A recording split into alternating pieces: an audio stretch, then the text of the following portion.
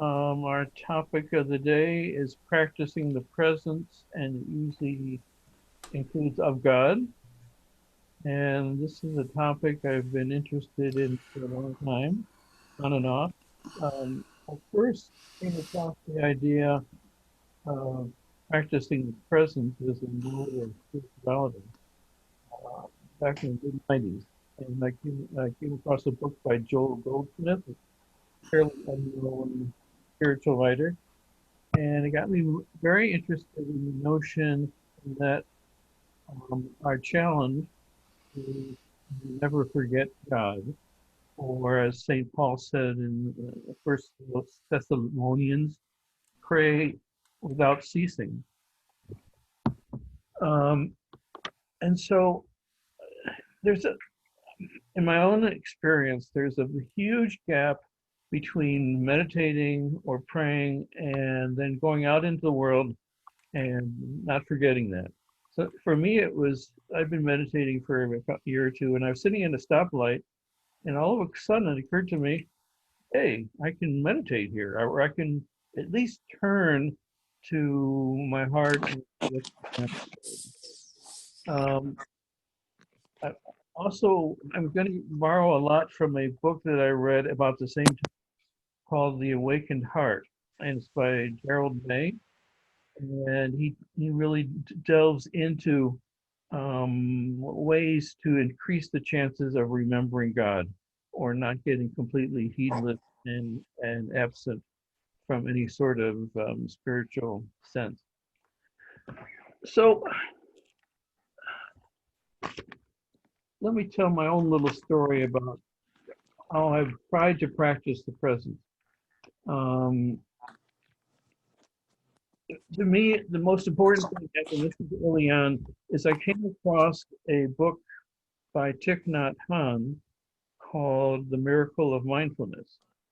And in that book, he often suggests people focus on the breath, just attend to it, and try to breathe in slowly, 5 seconds, 5 to 7 seconds, and then out slowly, 5 to 7 seconds.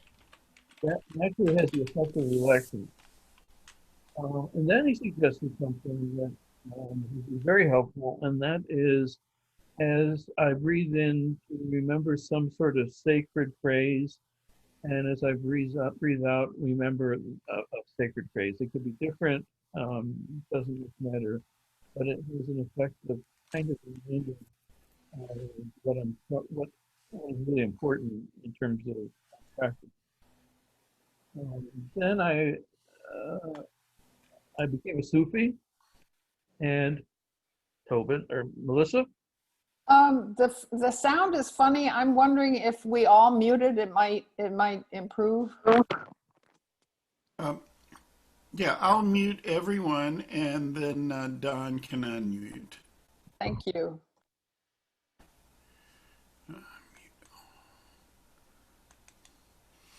Okay, Don, whenever you'll unmute, you may continue. Hey, thank you, Melissa.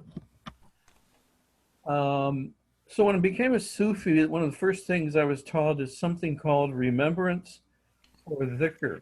And the basic idea is pretty simple. You invoke a name of God. The preferred name in Sufism is Allah.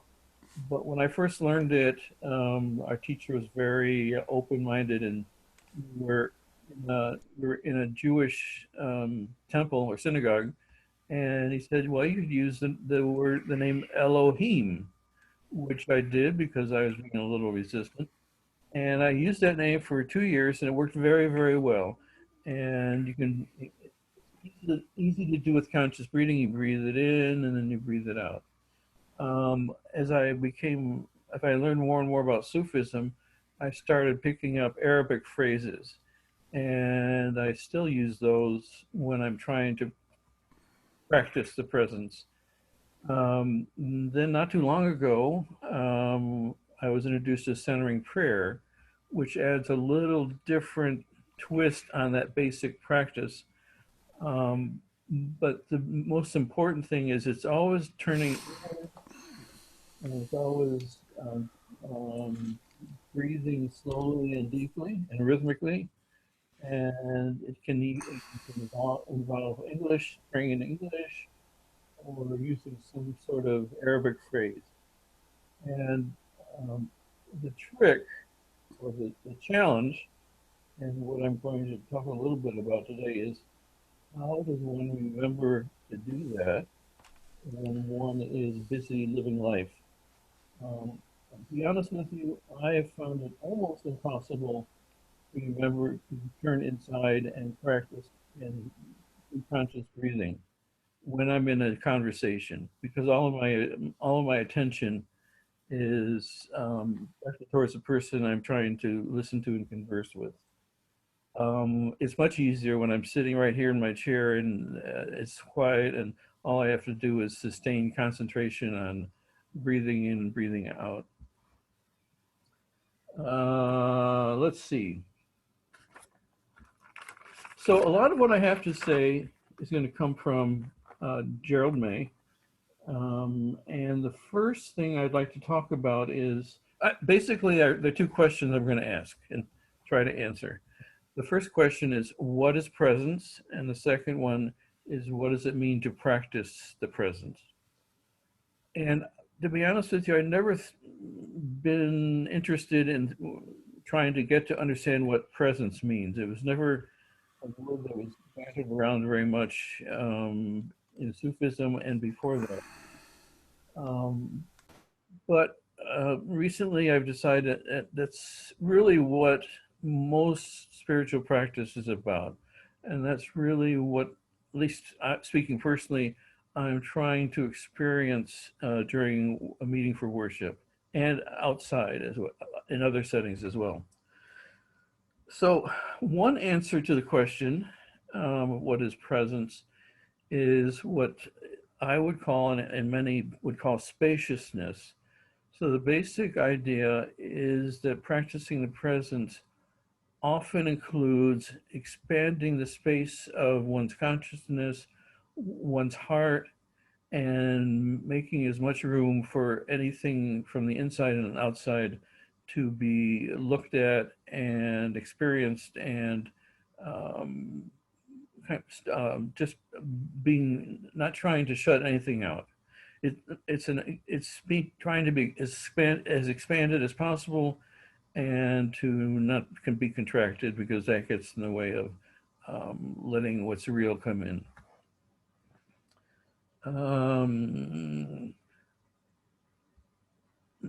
Now, one of the things that's impressed me as I've been preparing for this is how much diversity there is in how people experience presence and how they might practice the presence. And so it's possible, even though it's called practicing the presence of God, there are also non-theistic versions. The one I'm most familiar with is in Buddhism. And I've been reading a book by Tara Brach called Finding True Refuge. And in that book, it's clear that she is talking about presence as immanent, as being within, that everything you need to find refuge, you can find inside. You don't have to turn to God, you don't have to look outside. All you have to do is cultivate presence inside. It's also true that for some people, presence is more something that they experience as external, for example, in nature. For others like me, it's a completely an interior, contemplative sort of experience or practice.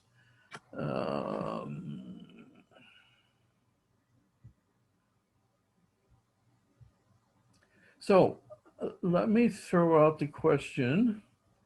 How do you friends experience or understand presence? What does that word mean to you? And how do you know that you're experiencing some sort of presence?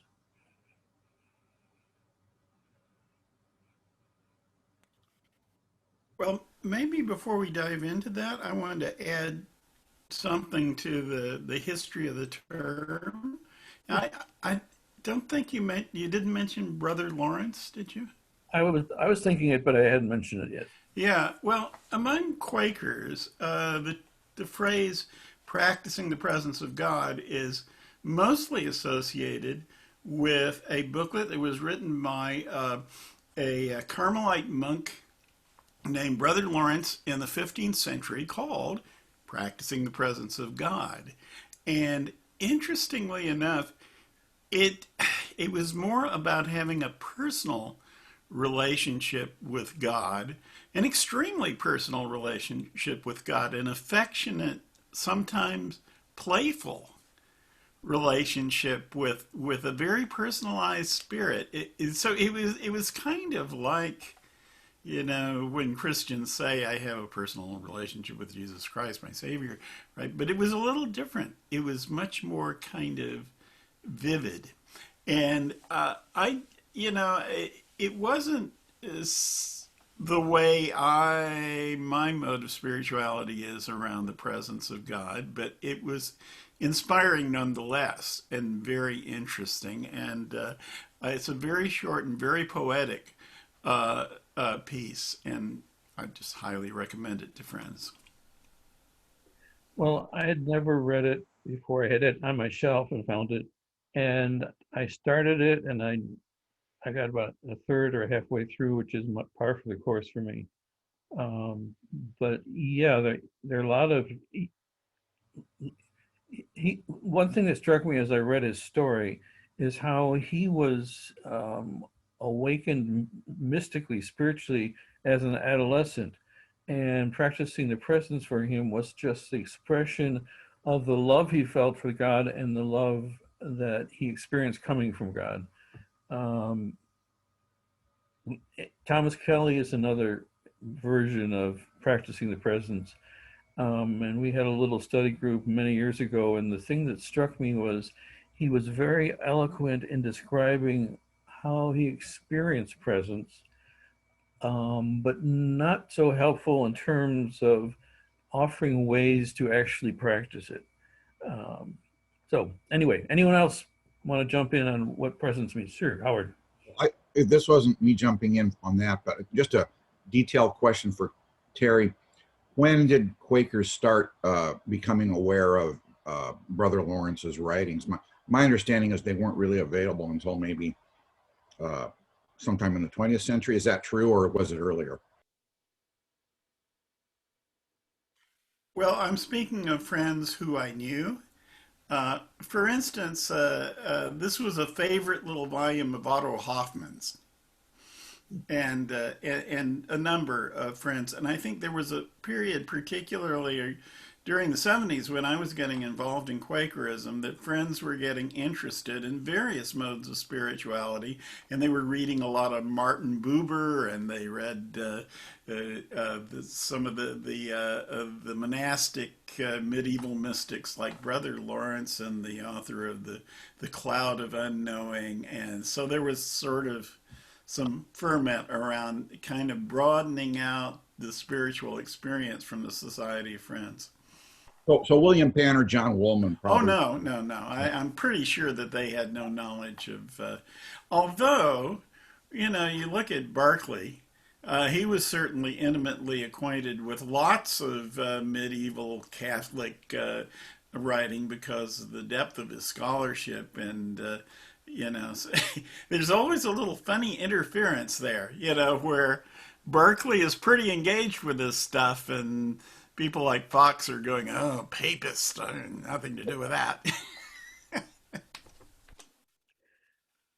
Well, Brother Lawrence lived at the time lived at the same time as George Fox, and the book he didn't do much writing himself, but he had a brother in the monastery who listened to him carefully, took notes, and this was in French, and he came out. The book probably came out in French, maybe 1680 in that time period, and then it took a while to be translated into English.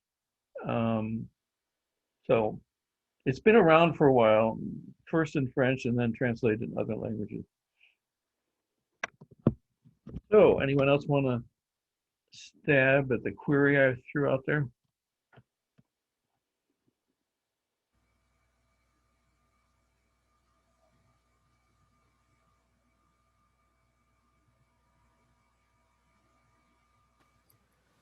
Well, I'm glad, Terry, that you mentioned Martin Buber, because there's something about this concept that uh, the relationship between people, um,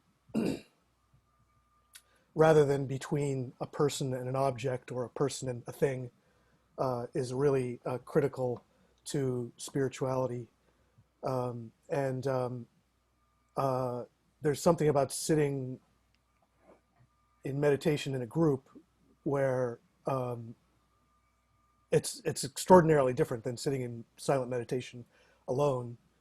But you know, it sort of starts out the same. You're sitting quietly, you know, with your hands folded, kind of thing. Um, but there's a flowering or a change that comes about where you're suddenly with others, among, you know, there's this interrelationship or some kind of inner,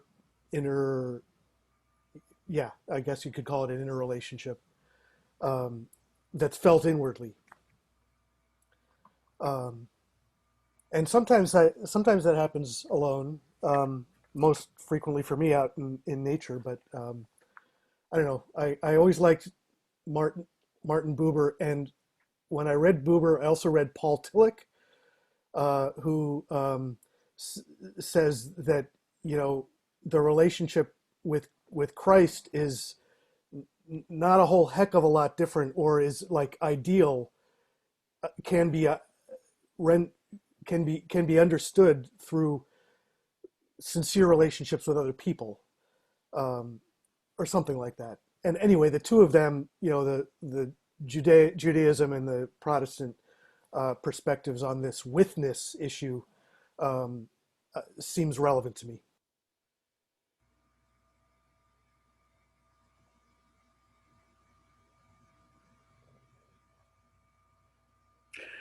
Martin Buber is most famous for the concept of an I-thou relationship, in which both the person who is relating to another human being, it treats the other person as a subject and not an object. And according to Gerald May, who I have been reading, that is perhaps the ideal relationship or ideal way to think of the best possible relationship between a human being and the divine.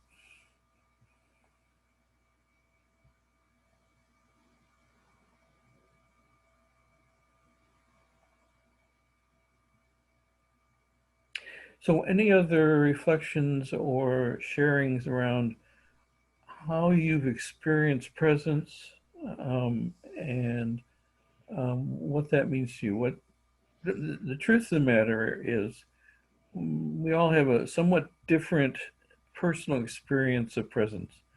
And I'm kind of curious how a group of Quakers would describe their presence, whether it's during meeting for worship or when they're by themselves praying or meditating or whatever. I would say, for me, I think the presence relates to the present moment, the present experience, that whatever's going on, and that I don't think of it as a relationship between some outer force or outer being, God, or some other creation other than the creation we're living in, that is pretty much undeniable. If you're alive and in possession of your faculties, clearly there is a creative force that brings this life into the world. And so I think of it as being more resting in a space and being in a place that kind of clears out a lot of other stuff. And what I will say at this point is I've been pulling together some of the poetry that is another expression of that comes through that space often. And I'm going to share the link with Erica, and we can, you know, somehow we'll figure out how to do it, but there are several poems that I put together, and they really feel like this issue is a key element in those poems. So that will be coming through soon.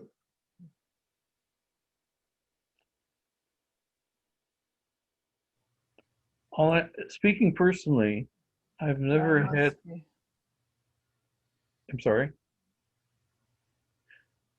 Speaking from my own experience of presence, it's always, the first time I experienced it, it felt like light coming in from above.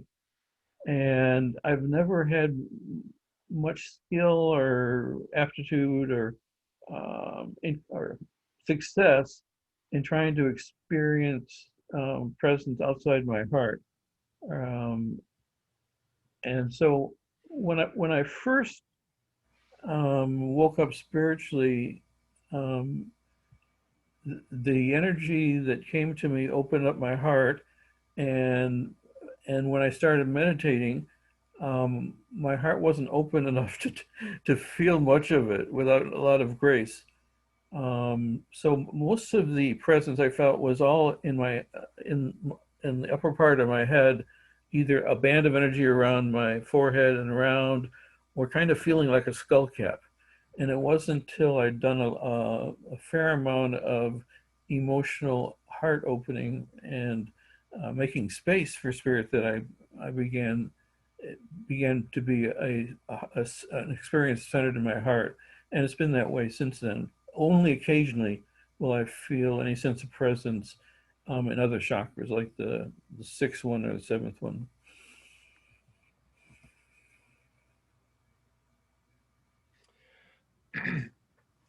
This is Paul. I was just going to say, I don't think there's any better way for me to get more in touch with the present moment than deep breathing. I do it every day, and it's all about the present moment. You can't get away from that because your breathing and your muscles and your circulation are all coordinated. That's it. Well, I'm with you on that one, Paul. Breathing and attending to what's going on in the chest is, for me at least, essential. Thank you. I agree.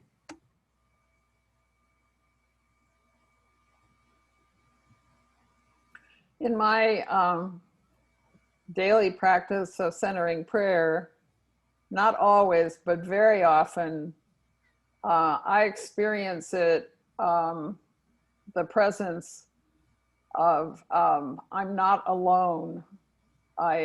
It's like I'm not alone, and I'm also not the center of the universe anymore, as I can be in daily stuff. But it's and I experience it as something surrounding me, rather than experiencing it directly in my body.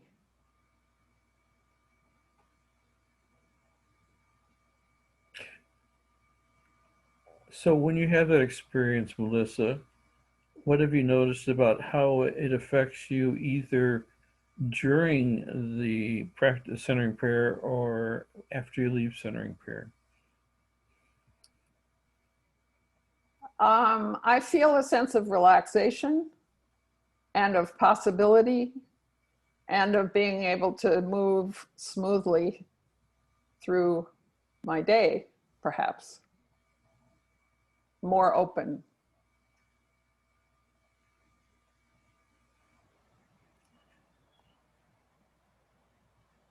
Several of the people I've been reading equate presence with a sense of love, and that it's like one of the fruits of experiencing presence is that one tends to be more loving. And from a Buddhist tradition, it's more about being awake and kind of mindful and aware of what's going on. It's also a matter of openness, being as open as possible to inner experience as well as what's going on outside.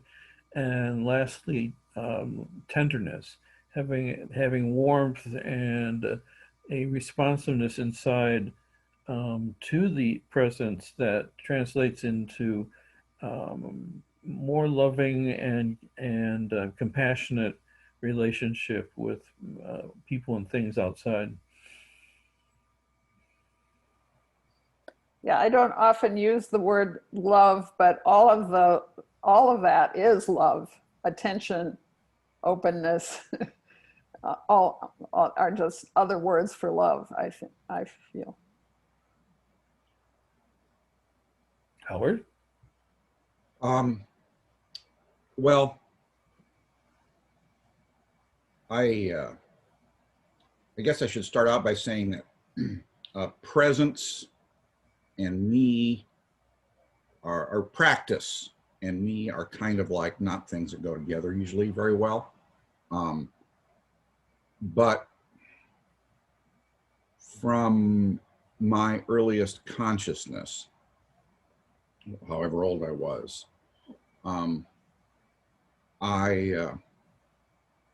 there was this pervading stillness that I could be with, and it was kind of interpenetrating. You know, you talk about it being inside or it being outside. It was just it was just there, and it wasn't something I sought. It was just something that was there if I noticed. And I think that I instinctively knew as I started acquiring language that that was what I needed for God, which is why, I was brought up with a lot of theology and things like that, but I didn't really, it never really got, entered me. But from time to time, I would just be aware, there was an awareness and an interpenetration. And I think that's why I was one of those people who, the first time I came into Quaker meeting, I was almost immediately convinced. I mean, within moments of entering into the first silent worship, because it was that thing that I never really had a word for or thought about, amped up a zillion times. And still there whenever I'm still with other people. But it's a funny thing. I find if I try at it, it's harder. It's a question of just letting yourself be in that, whatever you want to call it, that interpenetration, that presence that's there at every point in space and time. And when you say creation, I think I heard Tobin talk about creation, that idea of a creative force. And it's whatever it is that sustains existence at every point in space and time. It's not like it happened and now it's all created. It's just like, it's just ongoing. And I suppose if it weren't there, nothing would exist. So yeah, it's just something that's available that I don't think about as much as I should, but it just comes when it comes. I guess whenever I would want to. So would you refer to that stillness, that omnipresence, that the sense that you were describing since you were very young, as God, or would you call it spirit, or what kind of language would you use to try to describe that? I think I've thought of it in all those different ways. I think when I was very young, I used the first words that I had been hearing around me, and I instinctively thought of it as God. I'm not sure I would use that term for it anymore, but I think it would fit with how most people talk about God. But spirit, presence. I don't know when I first heard the term presence used in you know, in the way that we're using it. I think it does get used in, especially in more mainline Christian sects, you know, because there's this concept of in Catholic mystics and things of this divine presence that one senses, and they even talk about it. They formalize it. Catholics and Episcopalians, I know at least, talk about it in terms of the Eucharist having this kind of mystical presence of the body of Christ. That's not really what I would think of it as, but it does. But I think I first heard it in context like that, and I kind of adapted it to what I experienced. Yeah, so I'm not sure what I would call it, and I think that's part of the point. You know, is it doesn't. It's beyond having a name, but we've got to talk about it anyway, right? So. What about the word numinous?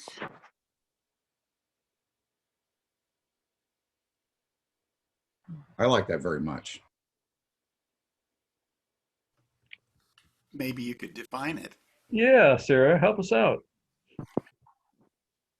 I took philosophy. It's a term derived from the Latin numen, meaning arousing spiritual or religious emotion, mysterious or awe-inspiring.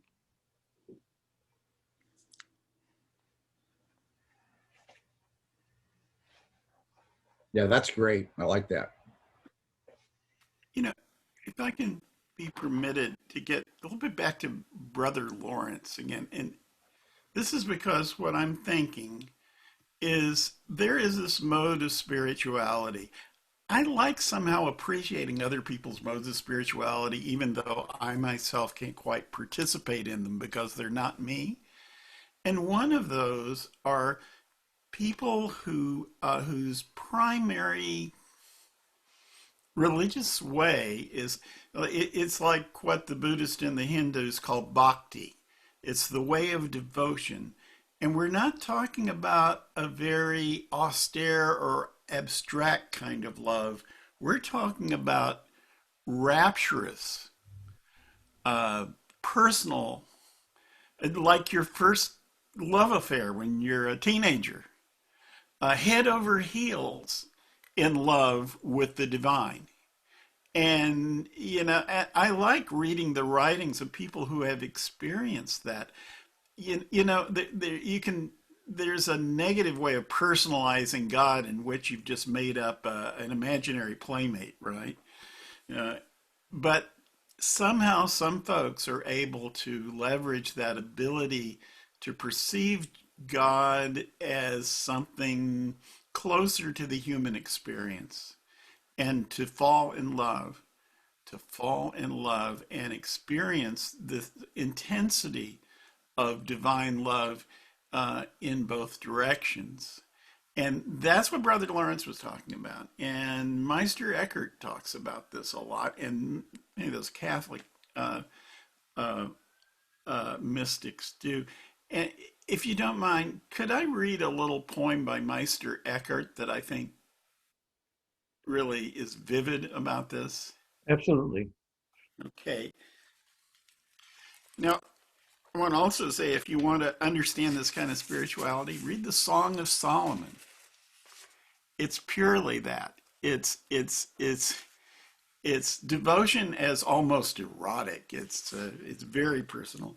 But anyway, this is a little book of poems called Love Letters from God, and I think it's somewhat loosely adapted from what Eckhart actually said, but it's quite beautiful. It says, "When I was the stream, when I was the forest, when I was still the field, when I was every hoof, foot, fin, and wing, when I was the sky itself, no one ever asked me, did I have a purpose? No one ever wondered, was there anything I might need? For there was nothing I could not love. It was when I left all we once were that the agony began, The fear and the questions came. I wept, and tears I had never known before. So I returned to the river. I returned to the mountains. I asked for their hand in marriage again. I begged to wed every object and creature. And when they accepted, God was ever present in my arms. And he did not say, "Where have you been?" For then I knew my soul, every soul, had always held him.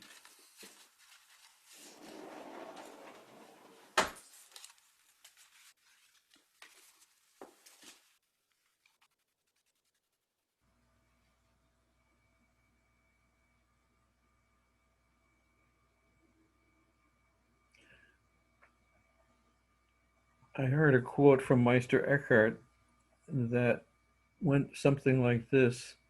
God wants to be in relationship with us 1,000 times more than we as individual humans want to be in a relationship with God. Um,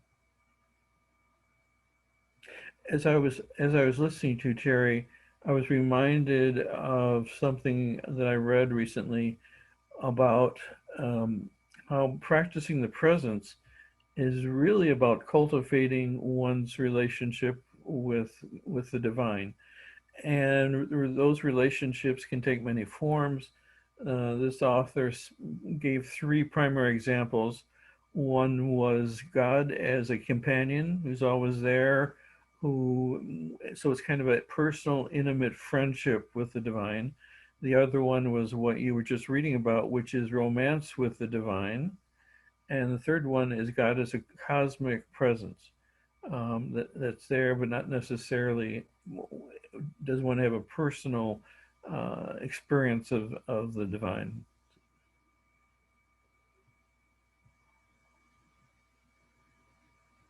So I have to admit, in my own experience, God as a friend or a companion has been more prevalent than the love mysticism that Terry was reading about, or the sense of this vast impersonal reality that we're aware of and can respect and have awe about, but not necessarily feel a personal connection.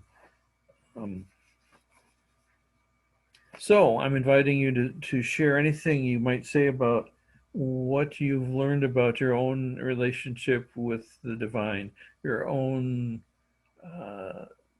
ways of trying to be in some sort of relationship or have some image of it. So I'll just throw out one image as an example. As I've been meditating and praying, the image that I have is I am a bird in a nest with my mouth open and waiting for the mother bird to feed me.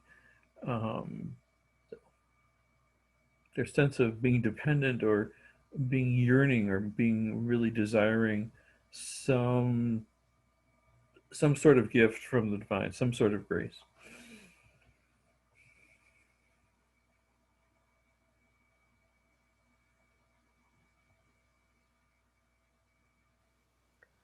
Well, speaking for myself, of those three examples, I think I've most often experienced the kind of cosmic force approach. And Howard, I was glad that you had mentioned time, because it's not just an expansive spaciousness, but it can be an eradication of the concept of a linear time. And it happens very rarely, but I meditated at the Austin Zen Center for the first time a couple years ago, and experienced that sense of kind of dropping away of sense of space and time, and a kind of a return. But it wasn't a return to a when or a where, but it was somehow being in the presence of something that was beyond space and time, and really, I think it was all triggered by the fact that I was just staring at a wall, and I practiced Zen Buddhist meditation for, I don't know, 7 or 8 years, 30 years ago, back in Ohio, and I remembered that wall. uh, so it may not have been much more than just the kind of a sensory kind of thing, but in fact, an odd experience of time dropping away. And there's this concept in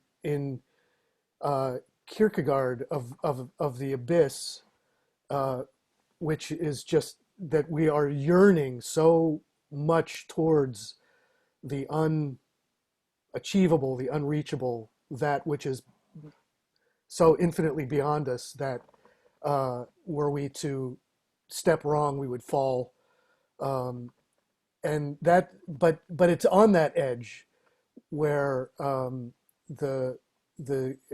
experience, you can't live on that edge day in and day out. But there's something about, yeah, a dropping away of space and time, an abyss, a cosmic, something or other that that has been more and more of my typical stuff. But having, now for the past, I don't know, four years worshiped with you all, it's more of the witness that I'm starting to experience, and even in Zoom, which is just surprising to me. I like that term, witness, that you just used.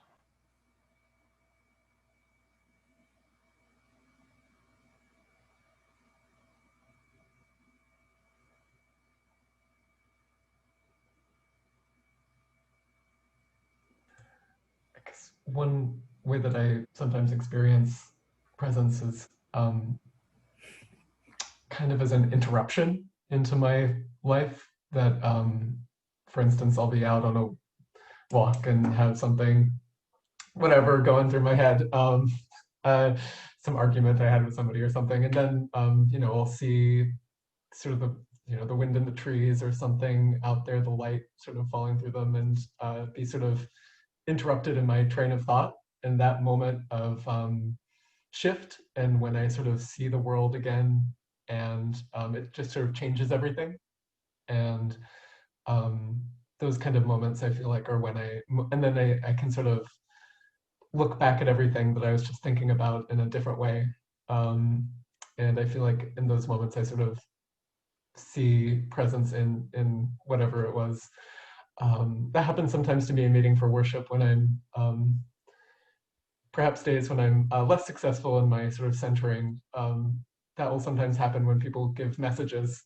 I'll be kind of on a perhaps not the most fruitful train of thought, and then someone will speak, and I'll have that sort of moment of interruption where I sort of feel like something divine has sort of broken through.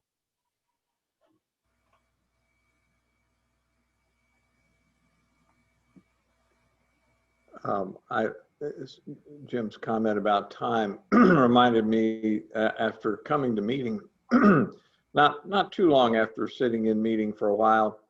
I remember now, we were over at the Hancock Center and sitting in there thinking about time and how the present moment is impossible to get to, because as soon as you think about it, it's past, or if you anticipate it, it's before. So this that narrow razor's edge of the present moment, and yet there's no way we can fall off that edge, because we can never be in the present or be in the past. We're always in the present, whether we can acknowledge it or not. And as I was toying with that paradox of this absolutely narrow ridge line or razor's edge, and the fact that you can never fall off of it, get away from it, a phrase came to mind: there are no present moments. There is only presence. And that phrase just stuck with me since then.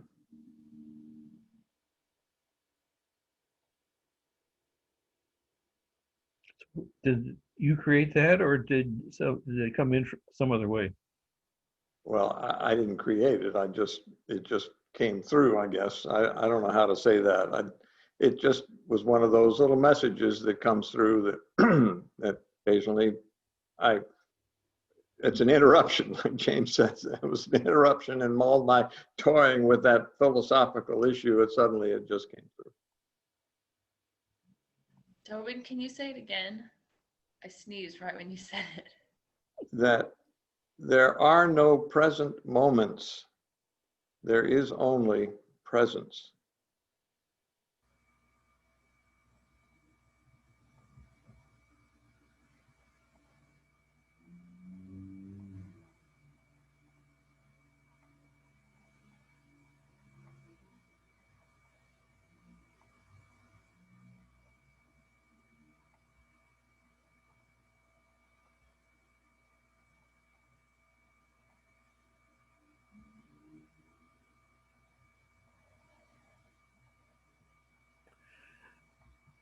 So it's always seemed to me that the biggest challenge of practicing the presence in any way we may think about it involves moving out of heedlessness, moving out of being lost in our thoughts or in what's going on in our life or what's going on outside, and returning to some sort of turning to the divine or some sort of practice that is a reminder that we have choices about how we direct our consciousness.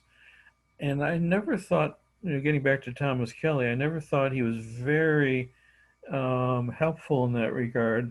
It was mostly, well, you gotta be devoted, and you've got to put your time into practicing, and you need to cultivate different habits of the heart and mind.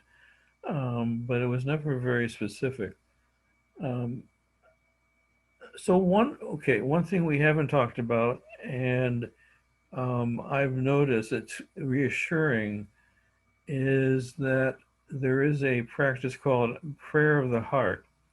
And it's most often associated with Eastern Orthodoxy and repeating the phrase, Jesus, Son of Mary, please forgive me, please have mercy on me or for me as a sinner. And the most famous description of that is a little book in Russian called The Way of the Pilgrim. And one of his early priest mentors gave him the prayer of the heart, and he was very devoted to it. And he describes how the more he remembered to repeat that phrase, the Jesus prayer, the more his heart started to change, and he'd feel more of a presence inside, and it was transformational. The closest I've come to that is there's certain phrases that I've learned in Sufism, the most famous one being La ilaha illallah, which is usually translated as there's no God but God. But in Sufism, they have ways of connecting that with some sort of melody or tune. And I found the more I can put it into a musical sense, let's like remembering hymns, the more I can do that, the easier it is to sustain that sort of remembrance. And I found recently that when I'm watching TV, which I do too much of in the evening, once the commercial comes on, if I just glance inward, I realize that song, that tune, that phrase is going on inside me without any intention or any kind of being deliberate about it. And whenever that happens, it's very reassuring that I have some sense that even when I'm not practicing the present in any presence in an intentional way, it's still going on inside without any effort on my part. So actually, I think that the Jesus prayer, not necessarily, but prayers of the heart, where you're repeating phrases and over and over again, can be very helpful.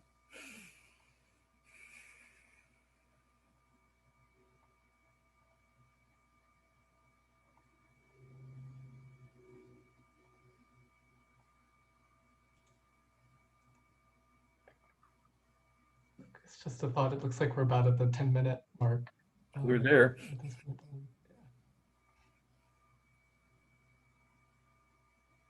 Something I was wondering about just before, I guess, I've just been writing down all of these sort of wonderful sort of books and authors that have been really meaningful to people.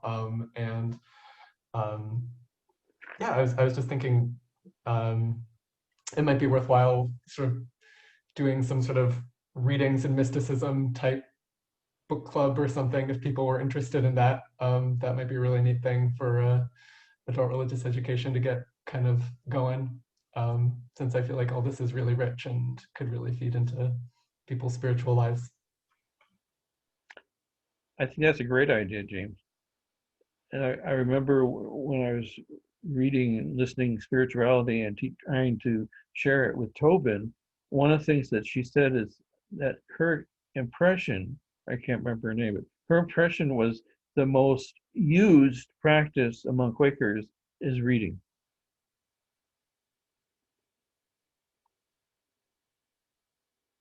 So I'm all for that, James. I think it would be, it's amazing. I've been in a meeting for 15 years and I've heard the idea of book clubs thrown around and study groups, but the way you articulated it was very compelling. So, unless somebody's chomping at the bit to say something, let's get ready for worship.